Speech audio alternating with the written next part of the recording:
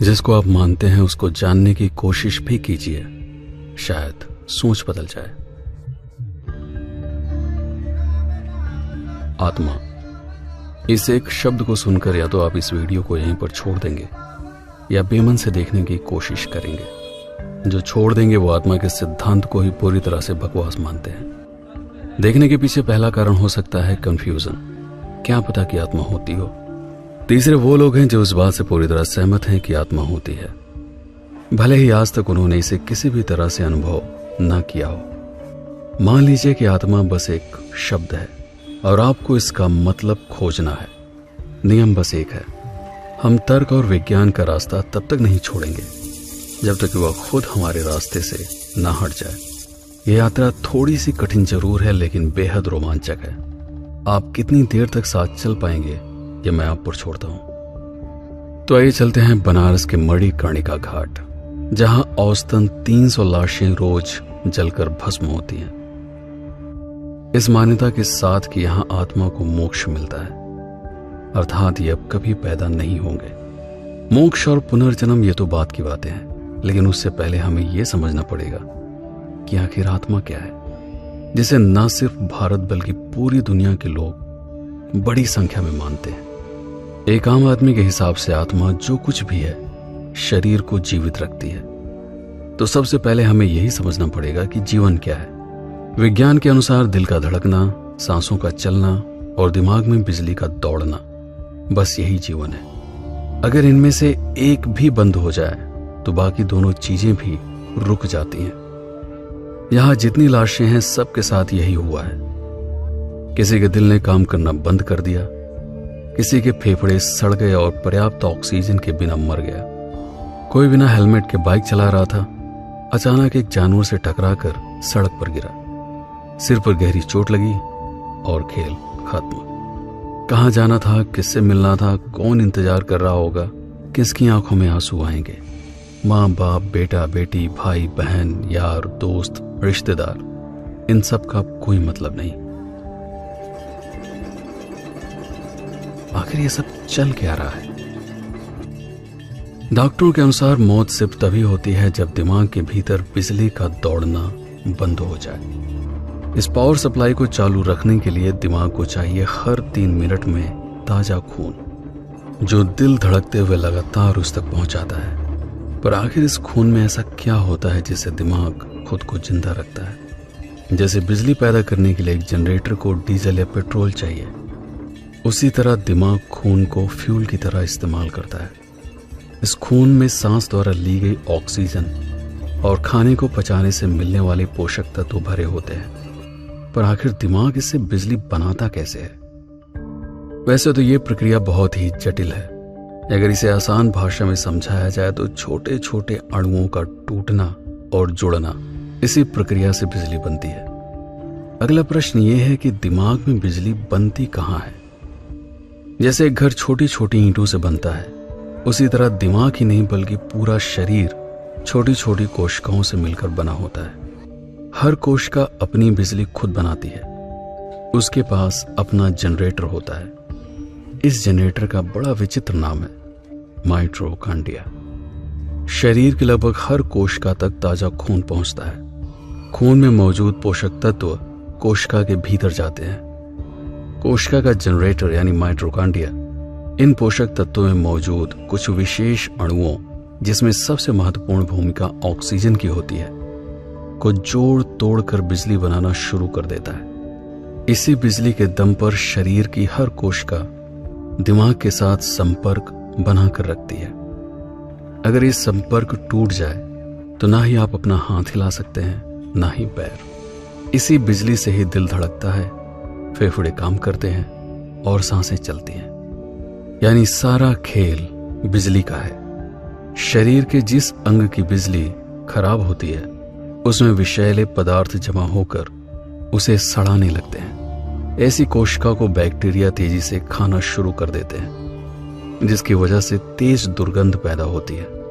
इसलिए व्यक्ति के मरने के बाद लाश के सड़ने से पहले या तो उसे जमीन में गाड़ दिया जाता है या फिर जलाकर भस्म कर दिया जाता है। तो क्या इस बिजली को ही आत्मा कहा जा सकता है? जब तक बिजली दौड़ रही है तब तक इंसान जिंदा है, वरना मांस और हड्डियों का ढांचा मात्र। जैसे ही बिजली बंद हुई 3 मिनट में ही व्यक्ति हमेशा के लिए लाश बन जाता है। इसीलिए चाहे व्यक्ति नींद में हो, बेहोश हो या कोमा में हो, दिमाग का कोई ना कोई हिस्सा सक्रिय रहता ही है। वहां पर रहस्य में बिजली दौड़ती रहती है। अब हमें यह समझना पड़ेगा कि इस बिजली में ऐसा क्या है जिससे दिमाग सोच पाता है, देख पाता है, सुन पाता है, बोल पाता है। स्वाद, महक, चलना, दौड़ना, गुस्सा, प्रेम, घृणा, रोमांच, डर, जिज्ञासा, लालच आदि भावनाएं जन्म लेती हैं, जिससे हमें जीवित होने का आभास होता है। आध्यात्म में इसी को कहा जाता है माया। अब हम पूरी तरह एक नई दुनिया में जाने वाले हैं, जिसका नाम है क्वांटम फिजिक्स। विज्ञान के लिए भी यह संसार रहस्यों से भरा है। अरबों रुपए खर्च करके पूरी दुनिया के वैज्ञानिक एक साथ मिलकर इसके रहस्यों को समझने में लगे हुए हैं, जिसमें नासा, सर्न, गूगल, IBM, MIT, हार्वर्ड विश्वविद्यालय, ऑक्सफोर्ड विश्वविद्यालय जैसी दुनिया की बड़ी बड़ी संस्थाएं शामिल हैं। पर हैरानी वाली बात यह है कि ये कर क्या रहे हैं? आखिर क्यों नहीं ये भागवत गीता या फिर हिंदू ग्रंथ पढ़कर ये समझ लेते कि आत्मा क्या है? समस्या ये है कि जो उत्तर उन्हें चाहिए वो किसी भी धर्म ग्रंथ में नहीं है। दुनिया ने मान लिया है कि आत्मा है, लेकिन वो क्या है ये कोई नहीं जानता। मानना ना मानना मुफ्त का काम है, पैसा और दिमाग नहीं लगता। भला ये कहना कितना आसान है कि आत्मा व आत्मा कुछ नहीं होती, सब बेकार की बात है। लेकिन अगर कोई कहे इस बात को तथ्यों के आधार पर सिद्ध करो, तो आपका दिमाग खराब हो जाएगा, क्योंकि सिद्ध करने से पहले आपको उस चीज को गहराई से जानना पड़ेगा, समझना पड़ेगा। कई वर्षों तक एक ही विषय पर गहन शोध करना पड़ेगा, जो परिश्रम से भरा एक कठिन काम है। तो आइए जानते हैं कि इस रिसर्च में दुनिया के वैज्ञानिक कहां तक पहुंचे। आखिर इस बिजली में ऐसा क्या है जो जीवन के सारे लक्षण पैदा करती है? भले आप देख ना सकें, सुन ना सकें, आपकी कोई भी इंद्रिय काम ना करे, लेकिन अगर आपके दिमाग में विचार बन रहे हैं तो इसका मतलब वहां पर बिजली दौड़ रही है और आप अभी भी जीवित हैं। पर ये विचार बनते कैसे हैं? इनका वजूद क्या है? जब किसी बल्ब में बिजली दौड़ाई जाती है तो क्या होता है? प्रकाश निकलता है। प्रकाश क्या है? एक इलेक्ट्रोमैग्नेटिक फील्ड, जिसे एक तरह का रेडिएशन कहते हैं। ठीक उसी तरह से दिमाग में बिजली पैदा करने वाली अरबों कोशिकाएं होती हैं, जिनको न्यूरॉन्स कहा जाता है।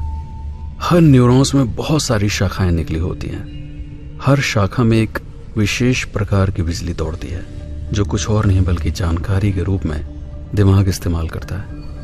दो न्यूरॉन्स जहां आपस में जानकारियों का आदान प्रदान करते हैं, वहां बल्ब जैसी संरचनाएं होती हैं, जिसे सिनेप्सिस कहा जाता है। तो जब न्यूरॉन्स में बिजली दौड़ती है, एक विशेष विद्युत चुंबकीय क्षेत्र पैदा होता है। यही क्षेत्र यानी फील्ड कुछ और नहीं बल्कि विचारों के रूप में हमारे दिमाग में सक्रिय होता है, जिसे EEG तकनीक के द्वारा कंप्यूटर स्क्रीन पर देखा जा सकता है। लेकिन हम अभी भी चुंबकीय क्षेत्र को नाप कर ये नहीं जान सकते कि उसमें कौन सा विचार है, व्यक्ति किसके बारे में सोच रहा है।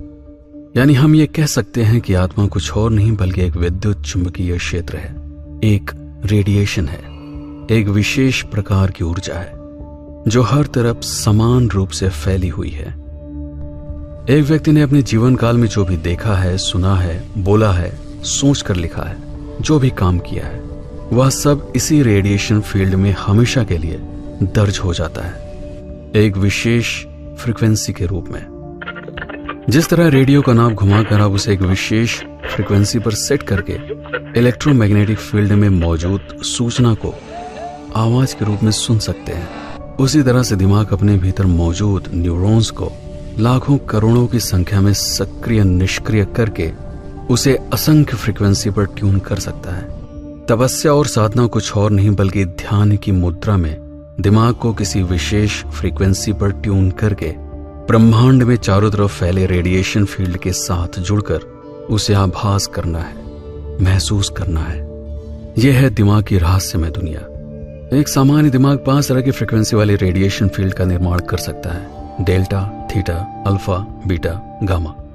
जब आप बहुत ज्यादा एकाग्र हो जाते हैं तब दिमाग की फ्रीक्वेंसी सबसे ज्यादा होती है 35 हर्ट्ज। इसी फ्रीक्वेंसी पर आप किसी समस्या का हल खोज पाते हैं। जब आप सोते हैं तब दिमाग की फ्रीक्वेंसी सबसे कम होती है 0.5 से 4 हर्ट्ज के बीच। यह वो अवस्था होती है जब दिमाग बहुत ही कम ऊर्जा का प्रयोग करता है, जिससे विचार पूरी तरह से अव्यवस्थित होते हैं। अरबों न्यूरॉन्स असंख्य तरीके से सक्रिय होकर असंख्य तरह के रेडिएशन फील्ड का निर्माण कर सकते हैं। फिर उस फील्ड को दोबारा पैदा करने के लिए आपस में जुड़कर कनेक्शन बना लेते हैं। इस तरह हर फील्ड अपने आप में एक अलग विचार है, नया विचार है। एक रेडिएशन फील्ड का निर्माण होने के लिए 3 चीजों की आवश्यकता होती है: ऊर्जा, समय एवं स्पेस। हम सटीक रूप से नहीं जानते कि ऊर्जा क्या है, समय क्या है या स्पेस क्या है। हम बस इनके कुछ गुणों को ही अभी तक जान पाए हैं। लेकिन इन्हीं 3 स्तंभों पर पूरा विज्ञान खड़ा है। इन्हीं के कुछ गुणों से दिमाग को तर्क करने की शक्ति मिलती है। लेकिन ये तीनों किस तरह से एक दूसरे को प्रभावित करते हैं, जुड़े हुए हैं। अगर आज हम थोड़ा बहुत जान पाए हैं तो इसमें 2 वैज्ञानिकों की महत्वपूर्ण भूमिका है, मैक्स प्लांक और एल्बर्ट आइंस्टीन। मैक्स प्लांक के समीकरण यह बताते हैं कि ऊर्जा जो कुछ भी है उसका सबसे बड़ा गुण है कंपन, यानी कोई अज्ञात चीज बहुत तेजी से कांप रही है। वो क्या चीज है हमें नहीं पता, लेकिन उसके कांपने से जो क्षेत्र यानी फील्ड बनता है वही प्रभाव है ऊर्जा। एल्बर्ट आइंस्टीन ने ऊर्जा के 4 नए गुणों की खोज की। पहला, ऊर्जा पदार्थ यानी मैटर का निर्माण करता है। दूसरा, ये स्पेस को सिकोड़ या फैला सकता है। तीसरा, ये समय की गति को बदल सकता है। चौथा, स्पेस में ऊर्जा की गति सबसे अधिक है, 1 सेकंड में लगभग 3 लाख किलोमीटर। ऊर्जा का 5वां और सबसे चमत्कारी गुण खोजा वैज्ञानिक इरविन श्रोडिंगर ने, जिनके अनुसार यह समय से मुक्त होकर स्पेस में पदार्थ को तत्काल प्रभावित कर सकती है। इसे कहते हैं पार्टिकल इंटेंगलमेंट। जिस दिन इस गुण का प्रयोग करना हम सीख जाएंगे, उस दिन किसी भी चीज को एक स्थान से दूसरे स्थान तक तुरंत भेजा जा सकेगा, बिना किसी समय के। अगर ऊर्जा में ये सारे गुण हैं तो आत्मा में भी ये गुण है, या हो सकता है कि आत्मा खुद ऊर्जा का 6वां गुण हो। अगर ऐसा है तो ऊर्जा का ये गुण किसी भी पदार्थ में चेतना पैदा कर सकता है, यानी वो सोच सकता है और अपने आसपास के वातावरण पर नियंत्रण हासिल कर सकता है। अगर ऐसा है तो वृक्षों में भी एक अलग प्रकार की चेतना हो सकती है, और इस तरह से चेतना के ना जाने कितने ऐसे रूप होंगे जिनको हम नहीं जानते। अभी हाल ही में वैज्ञानिकों ने ऊर्जा के एक और नए गुण की खोज की है, जिसमें ऊर्जा समय का एक छोटा सा लूप बना सकती है। इसे कहा गया है टाइम क्रिस्टल, जिसका मतलब है अगर कोई कांच का ग्लास जमीन पर गिरकर टूट जाए तो उसके टुकड़े फिर से जुड़कर कांच का ग्लास बना लेंगे। इस तरह ग्लास का बनना और टूटना लगातार चलता रहेगा। इंसानों पर इस नियम का मतलब है कि हमारा पैदा होना और मरना समय में हमारे अस्तित्व की बस एक सीमा है जो कभी नष्ट नहीं होगी। वो हमेशा सुरक्षित है। उस घटना को फिर से जीने के लिए आपको जरूरत पड़ेगी टाइम मशीन की, फिलहाल जिस पर वैज्ञानिक काम कर रहे हैं। अभी विज्ञान ऊर्जा के सिर्फ 3 ही गुणों को प्रयोग करना सीख पाया है। एक उसके कंपन को, दूसरा आकाश में उसकी गति और तीसरा उसकी मात्रा। सिर्फ इतने से ही हमने टीवी, मोबाइल, रेडियो, हवाई जहाज, सैटेलाइट और सारे यंत्र बना लिए जो हमारे रोजमर्रा की जिंदगी को आसान बनाते हैं। ऐसी ऊर्जा में ना जाने कितने गुण हैं। एक नया गुण पूरी तरह से नई संभावनाओं के दरवाजे खोल देगा। आत्मा की खोज की इस यात्रा पर मोक्ष, पुनर्जन्म, ये बहुत ही छोटी बातें लगती हैं। विज्ञान की अनोखी शाखा क्वांटम भौतिकी हमें यह बताती है कि ऊर्जा का अस्तित्व कई व्यवस्थाओं में है। हम अभी तक 2 को ही जानते हैं, स्पेस और समय। हमने स्पेस को 3 आयामों में बांट दिया है, लंबाई, चौड़ाई और ऊंचाई, जिसमें पदार्थ का जन्म होता है। लेकिन समय की संरचना क्या है, उसमें कितने आयाम हैं, हम नहीं जानते। जहां तक मेरा अनुमान है, समय में भी कम से कम 3 आयाम होने चाहिए। एक, जिसमें लगातार अव्यवस्था बढ़ती है। वैज्ञानिक भाषा में इस अव्यवस्था को एंट्रोपी कहते हैं, जिसमें अगर कोई चीज टूट जाए तो अपने आप जुड़कर पहले जैसी अवस्था में नहीं जा सकती। यह वही समय है जिसमें हम सभी अभी जी रहे हैं। समय का दूसरा आयाम हो सकता है जिसमें लगातार व्यवस्था बढ़ती रहे, यानी टूटी हुई चीजें आपस में जुड़कर किसी एक सरल व्यवस्था का निर्माण करें। शायद ब्लैक होल वो संरचना हो सकती है जो समय की धारा को बदल सके। ब्लैक होल के आसपास समय धीमा होता है, लेकिन शायद इवेंट होराइजन के बाद समय की धारा बदल जाती हो। लेकिन जो चीज मुझे सबसे ज्यादा रहस्यमय लगती है वो है समय का तीसरा आयाम, परम अव्यवस्था, जहां किसी भी दो घटना में कोई संबंध नहीं, जहां हर संभव घटना एक ही स्थान पर एक ही समय में मौजूद है। इसे आप सुपर टाइम या महाकाल कह सकते हैं। मान लीजिए आप पूरी दुनिया घूमना चाहते हैं। समय के पहले आयाम के अनुसार इसमें लगभग 1 साल लगेगा, लेकिन अगर आप समय के तीसरे आयाम का इस्तेमाल करें तो आप पूरी दुनिया घूम लेंगे बस आपके सोचते ही। समस्या यह है कि आप ये कभी बता ही नहीं सकते कि आपने यात्रा किस क्रम में की। आप पहले अमेरिका गए, ऑस्ट्रेलिया गए, आइसलैंड गए, वहां क्या है ये आपको पता है, लेकिन आप वहां कब गए इसकी कोई जानकारी नहीं। ऊर्जा, स्पेस और समय, इन 3 रहस्यमयी चीजों से कई विचित्र प्रश्न जन्म लेते हैं। क्या हमारे जैसे अनंत ब्रह्मांड हैं, अनंत व्यवस्थाएं हैं, अनंत संभावनाएं हैं? क्या इन सब को एक साथ हम ईश्वर कह सकते हैं? क्या आत्मा के चेतन गुण का इस्तेमाल करके इन सब को साधना मात्र से दिमाग के भीतर महसूस किया जा सकता है? ऐसा कोई सिद्धांत नहीं जो ये कहे ऐसा असंभव है। हमें बस ये समझना है, ये खोजना है कि इसे संभव बनाया कैसे जाए। ऐसे ही कई सवालों के जवाब वैज्ञानिक प्रमाण के आधार पर खोजना चाहते हैं। इन सभी प्रश्नों का सटीक उत्तर पाने के लिए कितना समय लगेगा कोई नहीं जानता। तरीके 2 हैं, एक विज्ञान, दूसरा अध्यात्म। एक के लिए बाहर की दुनिया को समझना पड़ेगा और दूसरे के लिए अपनी चेतना से और गहरा संपर्क स्थापित करना होगा। दोनों का लक्ष्य एक है, अंतिम सत्य की खोज, ईश्वर की खोज। और इस खोज में दोनों को ही महत्वपूर्ण भूमिका निभानी है। आशा है आपको ये वीडियो पसंद आया होगा।